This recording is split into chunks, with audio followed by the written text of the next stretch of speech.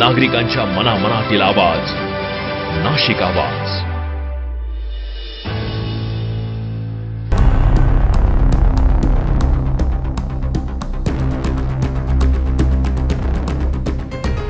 लोकसभा निवडणुकीची रणधुमाळी सुरू असताना रविवार दिनांक 12 रोजी अवघ्या काही तासांसाठी आलेले मुख्यमंत्री आणि त्यांच्या हेलिकॉप्टरमधून निघालेल्या 2 बॅगा मात्र सोशल मीडियावरती चर्चेचा विषय झाला आहे. अगदी मुख्यमंत्र्यांच्या कपड्यांपासून ते खोके आणल्यापर्यंतची खमंग चर्चा पोहोचली. मुख्यमंत्री एकनाथ शिंदे यांचा गेल्या 4 ते 5 दिवसांमध्ये रविवारी दिनांक 13 रोजी तिसऱ्यांदा नाशिक दौऱ्यावर आले. अर्थात मुख्यमंत्र्यांच्या सतत दौऱ्याची ही उलटसुलट चर्चा नाशिकमध्ये होताना आता नवीनच सुरू झालेल्या चर्चेने मात्र अनेकांचे डोळे फिरकारले आहेत. मुख्यमंत्री रविवारी सकाळी शहर पोलीस कवायत मैदानावरील हेलिपॅडवरती हेलिकॉप्टरने उतरले.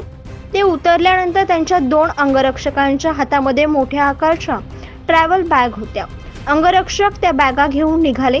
या संदर्भातील एक व्हिडिओ सोशल मीडियावरती व्हायरल झाला आहे. या व्हायरल झालेल्या व्हिडिओ पाठोपाठ शिवसेनेचे उद्धव ठाकरे गटाचे खासदार संजय राऊत यांनी त्या बॅगांमध्ये नोटा असल्याचं वक्तव्य केलं आहे. त्यामुळे तो व्हिडिओ आणि त्याखाली नाना प्रकारच्या कमेंट करून सोशल मीडियावर मोठ्या प्रमाणात व्हायरल करण्यात आले आहे. अवघ्या 2 तासांसाठी आलेल्या मुख्यमंत्र्यांच्या बॅगेत कपडे असावेत. 8 दिवसांच्या मुक्कामाच्या हिशोबाने मुख्यमंत्री नाशिकमध्ये दाखल. नाशिकमध्ये सध्या पाऊस सुरू असल्याने ऐनवेळी पावसात भिजण्याची वेळ आली तर गोडसेंच्या मदतीला मुख्यमंत्री आहेत. दिमतीला मुक्काम नाशिकला, शीतपेय सकस आहार सोबतीला, अशा आशयाच्या कमेंट सोशल मीडियावरती व्हायरल होत आहेत.